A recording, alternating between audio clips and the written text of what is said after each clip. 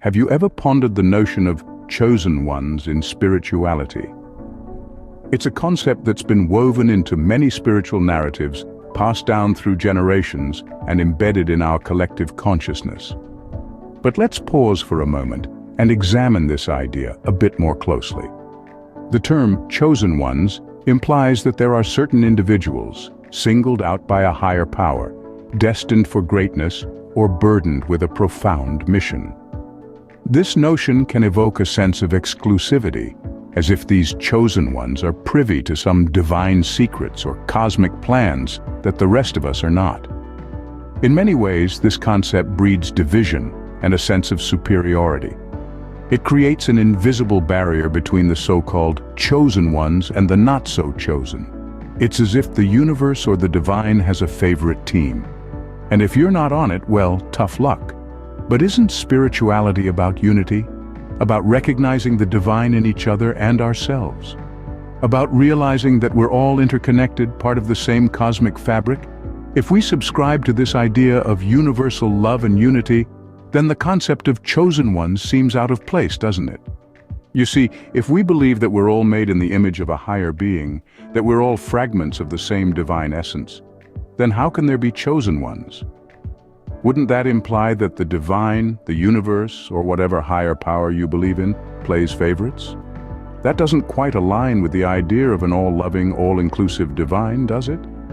Perhaps it's time we reconsidered this concept. Maybe it's time we started seeing ourselves not as mere spectators in the grand cosmic play, but as co-creators. Each one of us has a unique role to play, a unique contribution to make, a unique perspective to share. So, let's ask ourselves again, if we all are part of the same divine essence, how can there be chosen ones? Let's dive into the concept of unity, a cornerstone in many spiritual philosophies. Unity is a profound idea that suggests we are all interconnected, part of the same divine essence. It's like a vast ocean where each of us is a unique wave, individual in our expression, yet fundamentally part of the whole. This idea contradicts the notion of chosen ones. If we are all expressions of the same essence, then the idea of some being chosen over others becomes obsolete. It's like saying one wave is more ocean-like than another. It doesn't make sense. The wave, regardless of its size, shape, or duration, is an integral part of the ocean. Similarly, each one of us, irrespective of our backgrounds, beliefs, or experiences, is an essential part of this divine essence. Unity also promotes equality. If we are all expressions of the same divine essence, then no one is inherently superior or inferior. We are all equally special, equally divine. This understanding fosters a deep sense of respect for everyone and everything around us. It encourages us to treat each other with kindness, compassion, and mutual respect, recognizing the divine in each other. Moreover, the concept of unity fosters a deep sense of interconnectedness. It's the realization that what we do to others, we do to ourselves.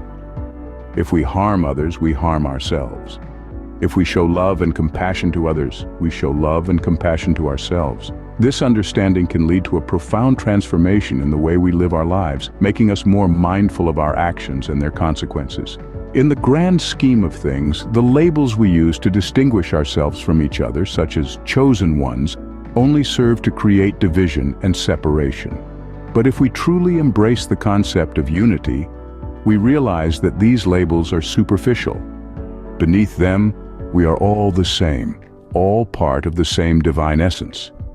If we truly embrace unity, then we must also accept that there are no chosen ones, only unique expressions of the same divine essence.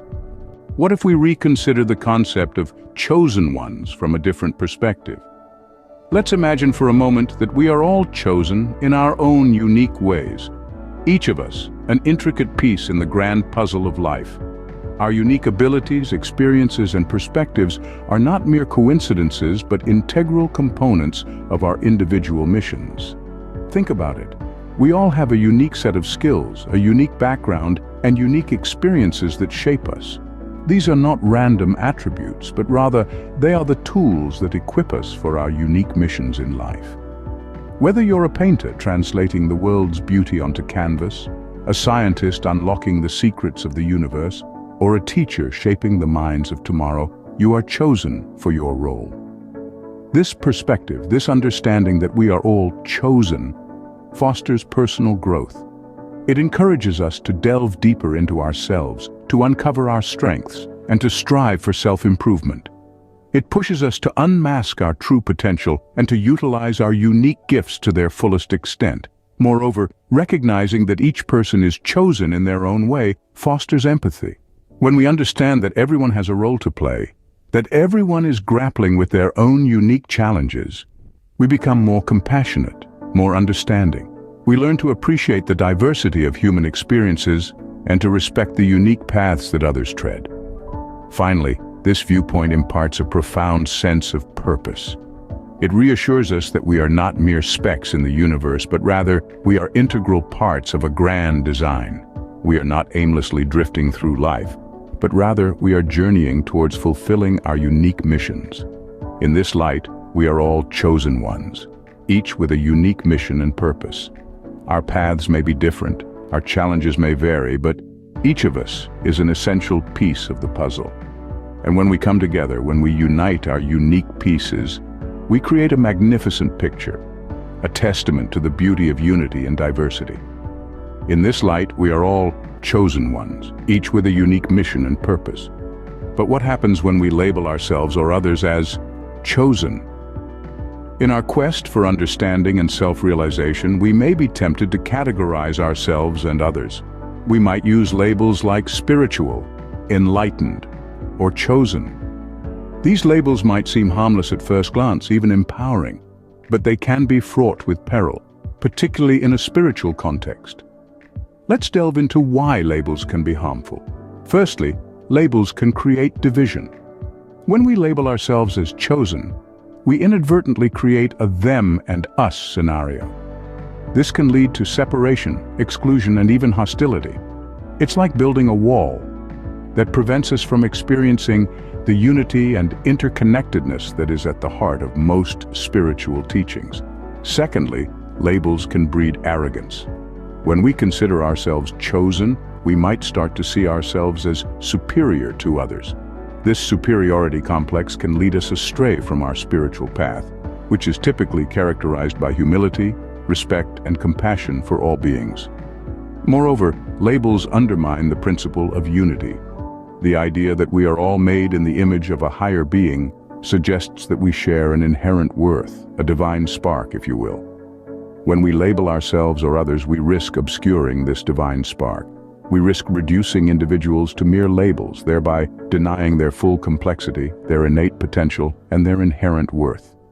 So how do we move beyond labels? It starts with understanding that every person is unique, a miracle of life. It involves recognizing the inherent worth in every individual, regardless of their labels.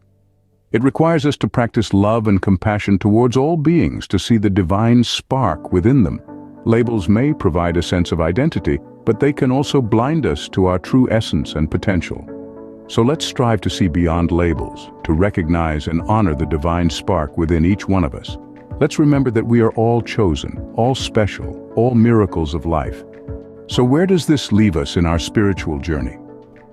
As we journey through the cosmos of our inner selves, it's important to reflect on the concepts we've explored today. We've dismantled the notion of chosen ones, a concept that at its core contradicts the principle of unity and oneness that underpins spiritual growth. This idea of being chosen or special can often lead to division and arrogance, creating barriers where there should be bridges of understanding and compassion. We've also embraced the truth that we are all chosen in our unique ways. Each one of us is a spark of the divine, endowed with the potential to make an impact on the world.